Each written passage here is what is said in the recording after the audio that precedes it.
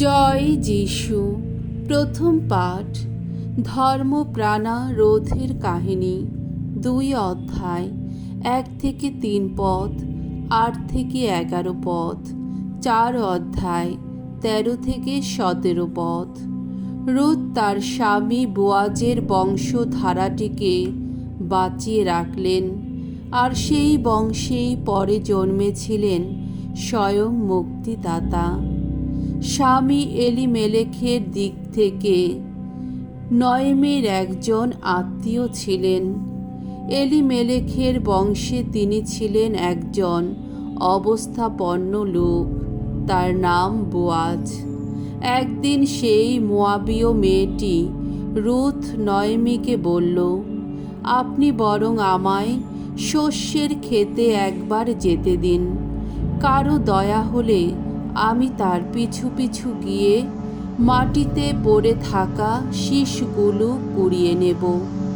নয়েমি উত্তর দিল, বেশ, তাই যাও মা। তাই রুথ একটি ক্ষেতে গিয়ে আঁটি বাঁধিয়েদের পিছু পিছু ঘুরে মাটিতে পড়ে থাকা শীষগুলো কুড়োতে লাগল। ঘটনাক্রমে জমির যে অংশটিতে সে এসে পড়েছিল সেই অংশটির মালিক ছিলেন এলিমেলেকের বংশের সেই বোয়াজ।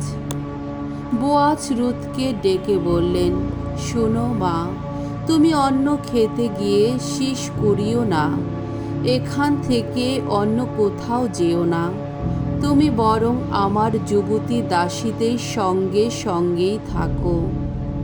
লক্ষ্য রাখো আমার ক্ষেতে তারা কখন কোথায় আঁটি বাঁধছে, আর তাদের পিছু পিছু চলো। আমার লোকদের আমি বলে দিয়েছি, তারা কেউ যেন তোমাকে বিরক্ত না করে। ওখানে কলসিগুলো রয়েছে, তেষ্টা পেলে ওখানে গিয়ে ওদের তুলে আনা জলই খেও। তখন রুথ মাটিতে মাথা ঠেকিয়ে বোয়াজকে প্রণাম করল। সে বলল, আমি তো বিদেশিনী, তবু কেন যে আপনি আমার দিকে ফিরে চাইলেন, এমন দয়া করলেন? বোয়াজ উত্তর দিলেন, কেননা আমি যে লোকদের মুখে শুনেছি তোমার স্বামীর মৃত্যুর পর থেকে শাশুড়ির জন্যে তুমি কত কি করেছ। শুনেছি কেমন করে তোমার বাপ মা আর তোমার নিজের দেশ ছেড়ে তুমি এসেছ এই এমন এক জাতির মানুষদেরই কাছে যাদের সঙ্গে তোমার কখনো পরিচয় ঘটেনি। পরে বোয়াজ রুথকে ঘরে আনলেন। রুথ তার স্ত্রী হয়ে উঠল। যথাসময়ে দুজনের মিলনের ফলে ভগবানের আশীর্বাদে রুথ গর্ভবতী হল। পরে সে একটি পুত্রের জন্ম দিল। সেখানকার মেয়েরা তখন নয়মিকে বলল, ধন্য ধন্য ভগবান, তিনি আজ তোমার বংশ রক্ষা করার মতো মানুষের অভাব দূর করে দিয়েছেন। ইসরায়েলে এর সুনাম যেন একদিন ছড়িয়ে পড়ে। সে তোমার মধ্যে নতুন প্রাণের জোয়ার এনে দেবে। তোমার বৃদ্ধ বয়সের অবলম্বনও হবে, কেননা তোমার এই যে বৌমা, যে তোমাকে এত ভালোবাসে, যার মূল্য তোমার কাছে 7 পুত্রের চেয়েও বেশি, সেই তো এই শিশুটির জন্ম দিয়েছে। নয়েমি তখন শিশুটিকে বুকে টেনে নিল। তার লালন পালনের ভার সে নিজের হাতেই তুলে নিল। প্রতিবেশী নারীরা বলতে লাগল, নয়েমির একটি ছেলে হয়েছে। শিশুটির নামও রাখল তারা। তাকে তারা ওবেদ নামেই ডাকতে লাগল। ওই ওবেদই জেসের পিতা, আর জেসে দাউদের পিতা। প্রভুর বাণী। ঈশ্বরকে ধন্যবাদ। সাম সঙ্গীত 128 অধ্যায়, 1 থেকে 5 পদ। ধন্য সেই মানুষ ভগবানকে যে করে সম্ভ্রম। ভগবানকে সম্ভ্রম করে চলে যারা, তারই দেখানো পথে নিত্য চলে যারা, ধন্য ধন্য তারা সকলেই। নিজের শ্রমে অর্জিত সব কিছু ভোগ করতে পারবে তুমি। তোমার মঙ্গল হবে, সুখে থাকবে তুমি। তোমার গৃহের অন্তঃপুরে তোমার গৃহিণী হবে ফলবতী, সুফলা আঙ্গুর ক্ষেতেরই মতো। তোমার ভোজন মেজ ঘিরে তোমার পুত্রেরা হবে জলপাই চারার মতো। ভগবানকে সম্ভ্রম করে যে মানুষ, সে তো এইভাবে আশীষ ধন্য হবে। সিয়ন থেকে ভগবান তোমায় আশীর্বাদ করুন। জেরুসালেমের সুসময় তুমি যেন আজীবন দেখে যেতে পারো। বাণী বন্দনা। জয় জয় প্রভুর জয়।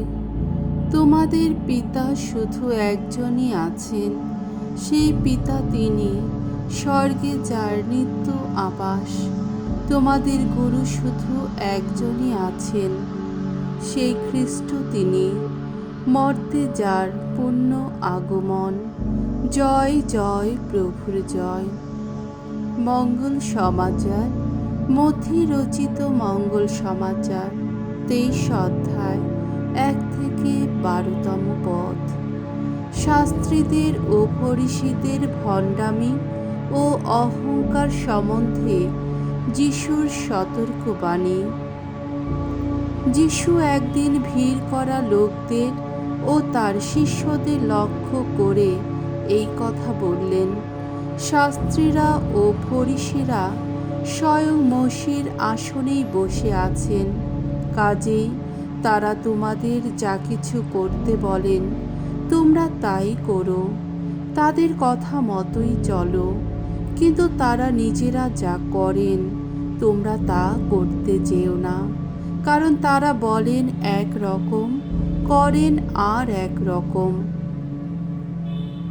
তারা ভারী ভারী বোঝা বাঁধেন আর মানুষের ঘাড়ে তা চাপিয়ে দেন, অথচ নিজেরা একটা আঙ্গুল দিয়েও তা তুলে নিতে চান না।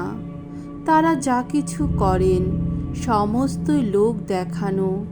শাস্ত্রবাণীতে ভরা তাদের যত কবচগুলো তারা শুধু ফাঁপিয়েই তোলেন, আর নিজেদের কাপড়ের ঝালর তারা লম্বাই করেন।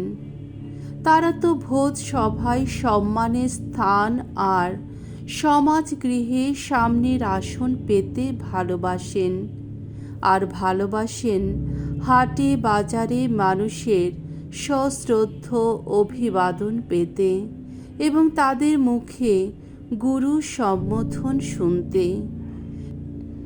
তোমরা কিন্তু নিজেদের গুরু বলে ডাকতে দিও না, কারণ তোমাদের গুরু বলতে একজনই আছেন, আর তোমরা সকলেই পরস্পরের ভাই। এই পৃথিবীতে কাউকে তোমাদের পিতা বলেও ডেকো না, কারণ তোমাদের পিতা বলতে সে একজনই আছেন, যিনি রয়েছেন স্বর্গলোকে।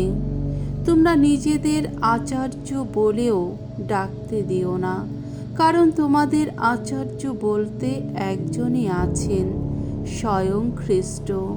তোমাদের মধ্যে যে সবচেয়ে বড় তাকে হতে হবে তোমাদের সেবক।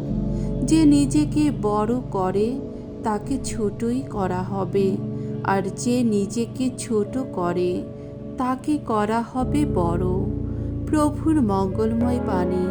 খ্রিস্ট প্রভু তোমার প্রশংসা হোক।